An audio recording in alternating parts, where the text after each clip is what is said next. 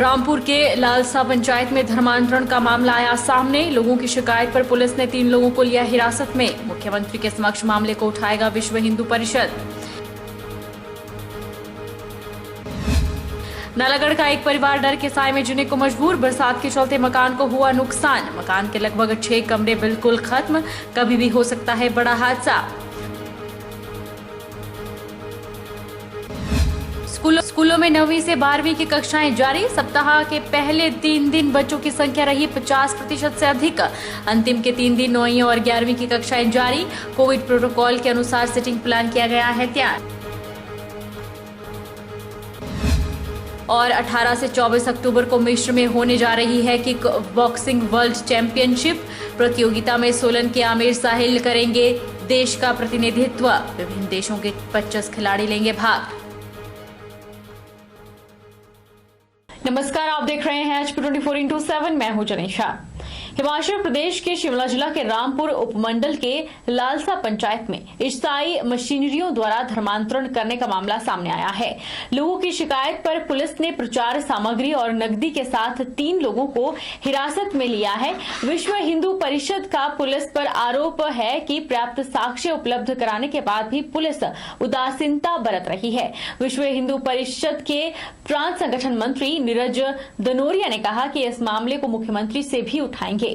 हिमाचल प्रदेश के शिमला जिला के रामपुर उपमंडल के लालसा पंचायत में ईसाई मशीनरियों द्वारा धर्मांतरण करने का मामला विश्व हिंदू परिषद ने उजागर किया है। लोगों की शिकायत पर पुलिस ने मामला दर्ज कर 3 लोगों को हिरासत में लिया है। तीनों लोग यूपी नंबर के वाहन में पेटियों में ईसाई धर्म से जुड़े साहित्य और पैकेटों में नकदी के साथ लालसा गांव पहुंचे थे। इस दौरान केरल के रहने वाले ईसाई मशीनरी ने जब एक व्यक्ति को धन देने की पेशकश की तो मामला विश्व हिंदू परिषद के कार्यकर्ताओं तक पहुंच गया। जैसे ही मौके पर पुलिस और लोग पहुंचे, उनके वाहन में यह सामग्री मिली। पुलिस ने तीनों लोगों को हिरासत में लिया है और जांच जारी है। उधर विश्व हिंदू परिषद के प्रांत संगठन मंत्री दिनेश दनोरिया ने पत्रकार वार्ता कर धर्मांतरण करने वालों पर पुलिस द्वारा उदासीनता बरतने का आरोप लगाया है। उन्होंने बताया कि सप्ताह के भीतर धर्मांतरण से जुड़े मामले प्रदेश के कई हिस्सों में सामने आए, लेकिन जो सक्रियता सरकारी तंत्र को देखनी चाहिए थी वो नहीं दिखाई जा रही।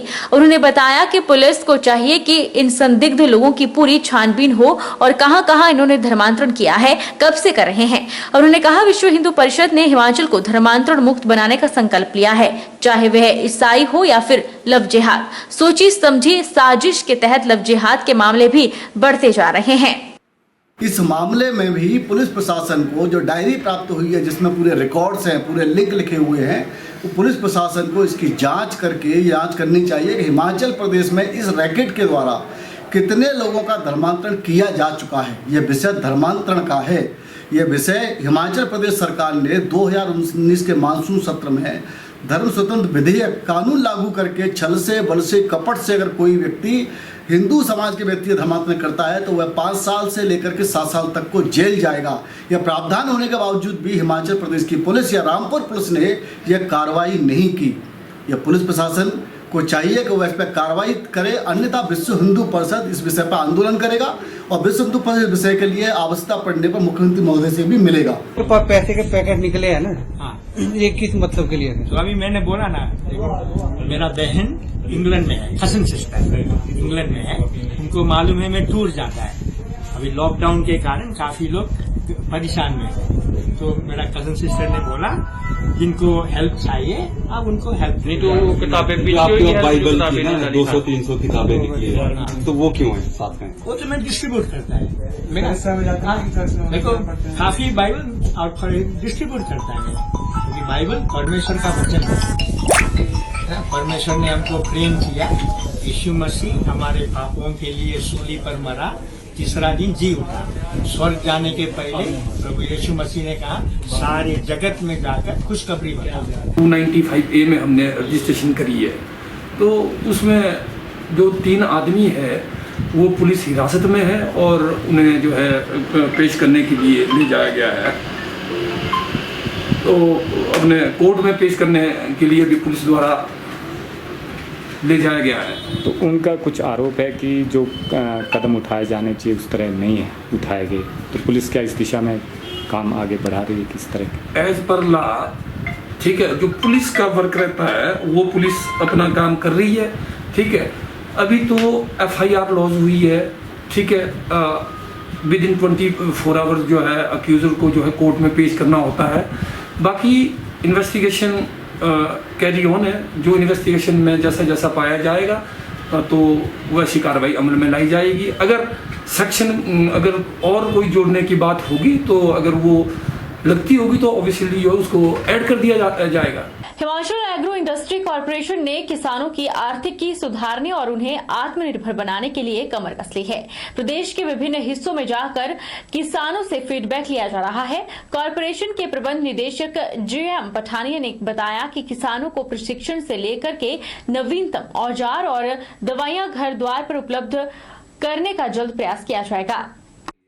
हिमाचल प्रदेश में किसानों की समस्याओं को समझते हुए उनका घर द्वार पर समाधान करते हुए उन्हें आत्मनिर्भर बनाने की दिशा में एग्रो इंडस्ट्रीज कॉर्पोरेशन ने पहल शुरू कर दी है। गांव में बैठे किसान को कौन सी खेती से जुड़ी समस्या आ रही है, उनका कैसे निराकरण हो सकता है, इसे लेकर एग्रो इंडस्ट्रीज के प्रबंध निदेशक JM पठानिया इन दिनों प्रदेश के विभिन्न क्षेत्रों में जाकर किसानों से फीडबैक ले रहे हैं ताकि कॉर्पोरेशन उसी आधार पर अपना नेटवर्क स्थापित कर सके। एग्रो इंडस्ट्री कॉर्पोरेशन के प्रबंध निदेशक JM पठानिया ने रामपुर में किसानों के साथ बैठक के बाद बताया कि किसान बागवान को आत्मनिर्भर और सशक्त बनाने के लिए प्रयास किए जा रहे हैं। इसी सिलसिले में प्रदेश के विभिन्न हिस्सों में जाकर बैठकों का आयोजन किया जा रहा है। एग्रो इंडस्ट्रीज का उद्देश्य है किसानों की उत्पादकता के साथ उनके आय के साधन सृजित किए जाएं। उन्होंने कहा कि किसानों से फीडबैक के दौरान 4 बातें किसानों द्वारा प्रमुखता से रखी गई, जिसमें किसानों को प्रशिक्षण की आवश्यकता, इसके लिए एग्रो इंडस्ट्रीज कॉर्पोरेशन द्वारा ट्रेनिंग सेंटर खोले जाएंगे। इसी तरह मृदा परीक्षण और फसलों को लगने वाली बीमारियों को ध्यान में रखते हुए सॉइल टेस्टिंग की सुविधा एग्रो इंडस्ट्रीज 3 स्थानों पर हेल्थ क्लिनिक खोलेगी, जहां किसान ऐप के माध्यम से ऑनलाइन अपने खेतों में मिट्टी और बीमारी की तमाम जानकारियां ले सकेंगे। मृदा के लिए एग्रो इंडस्ट्रीज कॉर्पोरेशन के वॉलंटियर्स स्वयं मौके पर जाकर मृदा इकट्ठा करेंगे और इसके बाद प्रयोगशाला पहुंचाएंगे। इसके अलावा फार्मर इनपुट और टेक्नोलॉजी को भी बढ़ावा दिया जाएगा। इसे ध्यान में रखते हुए कॉर्पोरेशन ने 2 ऑर्डर किए हैं। वे चाहते हैं कि विश्व की नवीनतम और सशक्त तकनीक और खेती करने के तरीकों को हिमाचल के ग्रामीण किसानों तक पहुंचाया जाए। फार्मर्स चाहते हैं कि उनको सॉइल टेस्टिंग की सुविधा मिले ताकि उनको जो क्रॉप है वो प्रॉपर वो ले पाए और उनको अच्छी आमदनी हो सके। तो वो हमने डिसाइड किया है कि हम एग्रो इंडस्ट्रीज कॉर्पोरेशन से 3 जगह के ऊपर अभी हमने फैसला किया कि 3 जगह पे करेंगे। उसमें सॉइल हेल्थ क्लिनिक हम खोलेंगे, जो कि सिर्फ सॉइल टेस्टिंग लैब नहीं होगी, हेल्थ क्लिनिक के रूप में काम करेगा। और उसमें फार्मर को हमारे पास आने की ज़रूरत नहीं होगी, मिट्टी लेके उसको आने की ज़रूरत नहीं होगी। ऑनलाइन ऐप के ऊपर वो अप्लाई कर पाएगा और अपना सॉइल सैंपल जो वॉलंटियर्स के माध्यम से उसके घर से ही कलेक्ट करवा लेंगे। और वो जैसे ही सैंपल हमारे पास आता है उसके बाद उसकी रिपोर्ट, जैसे ब्लड रिपोर्ट मोबाइल के ऊपर जाती है, PDF फॉर्म में जाती है, तो उसके पास चली जाएगी और साथ में ही उसको सॉइल हेल्थ मैनेजमेंट प्लान भी चली जाएगी कि आपकी मिट्टी में ये कमी है, आप इसको अपने सॉइल को ऐसे ठीक कर लें। रुकेंगे एक छोटे से ब्रेक के लिए।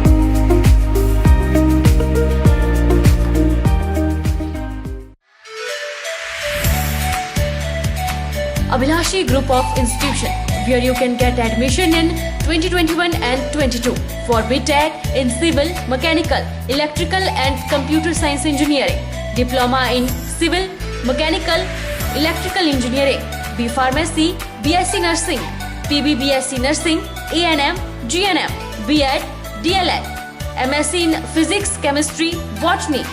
For detailed inquiry, please contact Abhilashi Group of Institution, near Chowk, तहसील बल, डिस्ट्रिक्ट मंडी, हिमाचल प्रदेश।